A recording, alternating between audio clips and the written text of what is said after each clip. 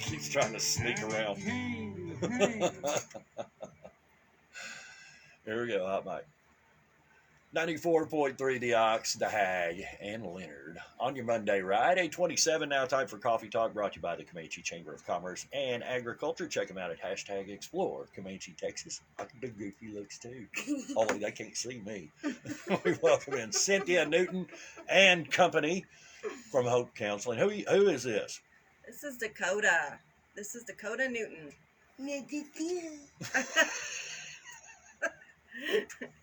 He is, how old are you? 10. I want to get a shot of this. This is the kid making fun of my hair a minute ago. Get a load of that. Yeah. I wasn't. No, it couldn't have been. You must have been one of them other guys. Yeah, I was. So and he's about to start school and go into the 5th grade. Wow. Yeah. I mastered my reading star test. You mastered it? Yep. All right. All right, so what we're talking about today is fears versus phobias. Okay, so did you know that there was a difference? Nope. I just figured a phobia is like a real big fear, like compartmental, a specialty one, like, spiders or whatever. Yeah, you're right. Kind of, but yeah. Kind of. So Story of my life. I'm kind of right. Yeah, you're kind of right. Especially if you hang around women too much, but Oh, No, that's never right. That's always right. All right, so a specific phobia is an intense and irrational fear of a specified object or situation. A phobia is an excessive and overwhelming fear that results in avoidance or extreme distress. Some are centered on a specific fear objects, while others are complex and tied to different situations or circumstances. A fear is an unpleasant, often strong emotion caused by anticipation or an awareness of danger. An instance of this emotion, a state marked by this emotion. It is also an emotional response, like I stated. A person can react fearfully to either a real threat or a perceived threat. I cannot talk. I hate Monday mornings. Fear can be a good thing as it helps you avoid a potentially dangerous situation. You can develop fear of many things, including dogs or flying in an airplane. Some people develop a fear response, such as shaking or sweating when they confront their fear. So a phobias in and of themselves affect about 19 million adults. Women are 2 times more likely than men to have a specific phobia. Some people experience multiple specific phobias simultaneously, and approximately 75% of people with phobia or fear with a specific phobia fear more than one object or situation. I need to start doing mouth exercises. Oh, yeah. Okay. Yeah. Is that what you do every morning, Kyle? Kinda. Something like that. A few of those. All right. It's also noted that people with specific phobias might have an elevated risk of suicide. It can also commonly occur alongside other mental health conditions such as panic disorder, post-traumatic stress disorder, and substance abuse. So, fear, phobia. Phobia is a response to something that is not a threat. Okay? This is why phobias are sometimes called irrational fears. The response is so intense it may interfere with your ability to function or perform daily tasks. Oh my goodness, Kyle's breaking stuff. My only fan's down. Simply thinking about the feared item can trigger sometimes symptoms of anxiety. How much the phobia affects your life is called an impairment, and this can range from mild to severe.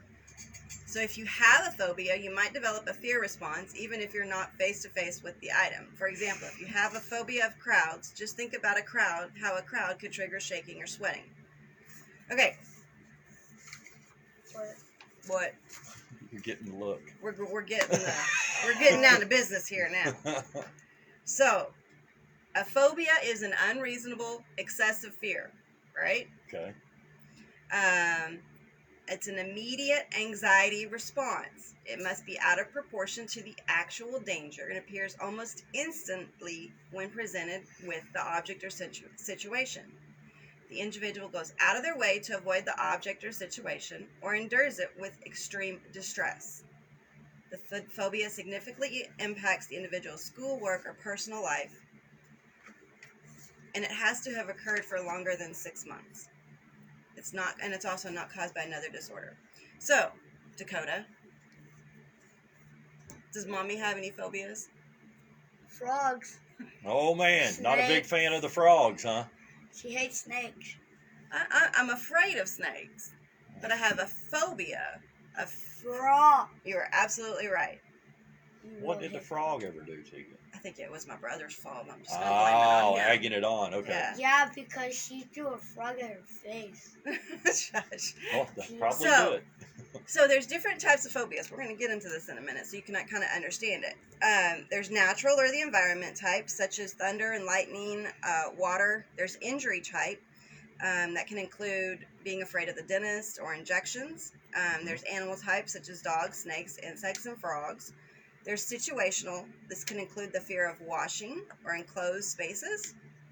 And then there's other types that don't fit into that category, such as a fear of dolls, clowns, vomiting, Okay. or loud that sounds. clown one right there. There used to be a girl many moons ago named Megan that worked here. And she was in the back studio back there, and I had found this clown costume that they had for something. And I So put it on. mean. I didn't know. I put on the clown costume and the wig and everything and poked my head around the corner, and the look on her face said it all. I knew I had messed up. And I think it was Richard. He goes, "Hey, man, she's got a bad phobia of clowns. You're lucky she didn't whack you." And I go, "Well, I didn't get within distance of her, but freaked me. I'd never been around anybody. I mean, it was real, right? It scared her." Absolutely. So let me give you a little insight into my phobia so you can kind of understand what's the difference between a phobia and a fear. Right. Okay? And so frogs. Now there's a word for it. Do you know what it is? You probably don't. It's longer than a car, probably. Amphibians. No, the phobia. Uh, Ranitophobia.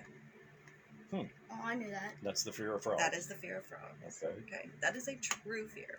Okay. I So knew that. this is what happens to me. I really had that frog that I was going to bring because I saw it yesterday in the nursery at church, and was playing with the kids, and the child kept sticking it in my face, and if she had any idea what she was doing to me. But now this was a toy frog. But this right? was a toy frog. Oh, okay. Thank goodness it Doesn't- wasn't a real one. But Doesn't you know. affect you like the real one, No, not anymore. Not anymore. but it would back in the day. Originally, yeah, absolutely. Didn't matter, huh? Toy or not. Right. So a frog, we all know, is technically harmless. Right. You Right. would think. I mean, Yeah, you know, it is. and here I am, have I'm boys. scared of it. Yeah. Boys. Yeah. Because I have boys. I mean, it's like a cruel joke. Anyway, and so what happens is I see a frog. Originally, when my fear was really, really extreme, it didn't matter where the frog was, whether it was outside, inside, wherever. Right. You were headed the other Pretty. direction. I totally avoided it. I was running away. I mean, it was like humongous in my mind. These, especially like, the time of the year when you have your porches covered in frogs. Uh-huh. Yeah, okay.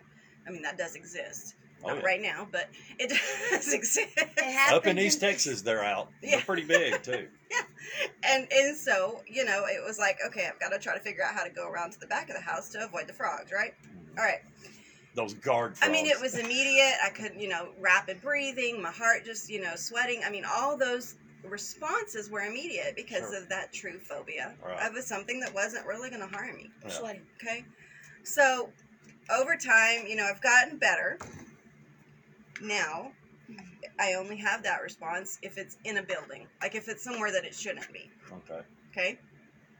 So, my wonderful children, See to it that The that happens frogs on the are- regular. no, they actually do really well. They actually see to it that if there's a frog, that I don't see it, and they get it outside. Oh, okay. Because there was an example was one time there was a frog in the house, and I was literally paralyzed. I couldn't do anything except for jump and run and jump on top of the couch and scream. And it was by the front door, and all I could see was this big frog blocking the front door. So there was no escape. Yeah, he's got you. I felt like this You could've frog went was out the going to back kill me. door. Could have went out the back. But I couldn't because I was paralyzed in fright. Okay, so I want water. that was what was going on with me, and And that is exactly what happens to somebody who has a true phobia. Sure. Okay, that same response can happen. So what my children have learned is that if there's a frog, they get it out of the house as quickly as possible and don't let me see it. Yeah. Which, I mean, they've come a long way. Now, I will say that there was a time that they were scared of frogs because You were scared. I was scared of frogs. Absolutely. So that brings me to my next point. People who have a family member with an anxiety or a phobia are more likely also to develop some type of phobia. Sure. Okay? So it's kind of a learned behavior, right? Mm-hmm. Research suggests that people who exhibit more behavioral inhibition, like the inability to control behaviors, have a higher risk for a variety of anxiety disorders, including specific phobias. Yep. Okay. All right. Makes sense. Stressful or traumatic experiences can also play a role in the formation of a phobia, like my brother throwing a frog at me. A single incident of being bitten by a dog, for example, can play a role in the development of a fear of frogs. Okay? So, But how can that make you scared of frog if you get bit by a dog? it doesn't. That would make you afraid of dogs. Now, if I got bit by a frog, You would Probably scream and deserved run. it. I've never heard of anybody getting bit by a frog. yeah, you know, I mean, They don't have teeth. you never know. So, what we have here is phobias and fears. So, a fear. What is something you're afraid of, Dakota? Snakes. Okay. But no, you're not, because you kill them. I don't kill them. I see them and then I yell at Caleb and then I run. Oh, okay. All right. So Caleb sends him to the next snake life. what's something else that you're afraid of? Can you think of anything? Yeah, driving a tractor with the hay bale on the front. Driving a tractor with a hay bale on the front. On the front. 'Cause Okay. I can't see and I'm afraid I'm gonna crash. Okay. Yeah. So that's a rational fear. That is something that would, be very rational. It's not necessarily a phobia because, okay, there's a cause and effect here. Mm-hmm.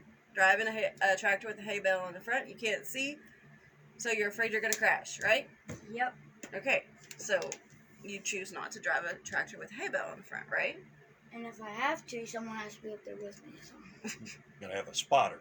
Instead of spotter, right? Okay. So that being the instance of a fear, like I stated, I mean, it's something that can cause a perceived, accident or danger or something that's a real threat. Okay. Some people are afraid of flying, No. but they are not to that point of it being a phobia. Like literally, they would never step close to an airplane. I worked when I worked at the airport. I worked with a girl. Her husband was a pilot. Mhm. She was absolutely terrified of heights. Right, Mhm. going up a ladder, going up a steep staircase inside the big hangar. Mhm. But she'd fly with him all the time, and I'm like, well, what's up with that? It wasn't heights she was afraid of. It was fixed objects and heights. She Mhm. could be in a plane at 44,000 feet and not bat an eye. But you go up an 8-foot ladder, and she would vapor lock in a heartbeat, just be stuck with fear. It's crazy. I never. It is. I mean, I'm like, it is. explain that to That's me. weird. It is. And I kind of joke because people, really think that it's funny that I'm afraid of frogs. I mean, that I truly have a true phobia of frogs. I'm not afraid. I mean, I am afraid of them, but I mean, it's a true phobia. And so it's something that gives everybody a chance to laugh at me for a minute, But Especially if they've got a frog. yeah, especially. But I mean, it's really a good way to see the difference. I mean, Sure. and what it does. No. True. One of the things that we look at as to the extreme as therapists, okay, in the mental health field, is how much it affects your life. No. Okay, when does it affect your life to the point that you cannot function? Sure. That's when you need help. Yeah. Okay, that truly is when you need help. If it's mild and you've figured out ways to go around and go to the back door or, avoid things, it's okay. That's one thing. Right. If it's severe to the point that I'm afraid of driving or I'm afraid of being in a vehicle, I can't drive to work, so I can't go out, that's when you need help. Yeah. Okay? And so that's the difference in the severities, okay? Often things of that nature are because of a traumatic event. So you have to get down to the root of that as a therapist to then figure it determine out. and help them move through that so that they can not overcome that phobia. So these are real things. And like I said, I mean, I really wanted people, because you know, people get confused. What's a fear? What's a phobia? Okay, they're not interchangeable. They're two very different things. Okay. A phobia is something that's going to be debilitating. Okay, and it is going all to the time. that it is going to affect you in your ability to function. All right. So if you truly have something like this going on and you're starting to realize that, you know, whatever is going on, you know, get help, seek help. See, you know, as always here at Hope Counseling, we're here to help you, even if it's not phobia related. You know, whatever we can do for Can I you. have coffee? We've got offices in Hamilton, Comanche, Eastland, and Dublin. our phone number is 325-356-1105. If there's anything that we can do, we are here for you. Again, Hope Counseling of Texas, 325-356-1105. Offices in Comanche. Dublin, Eastland, and Hamilton. There you go. And so bring a frog with you and ask for Cynthia, and you get a free consultation visit.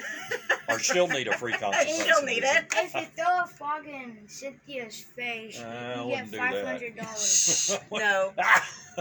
No. All right. Fiance. Cynthia right. and Dakota We knew. thank you very much, and we we're here for you. So Thanks for stopping in, guys. thank you. This is Bert Thompson with Mike's I want West Side coffee. Rental. We move to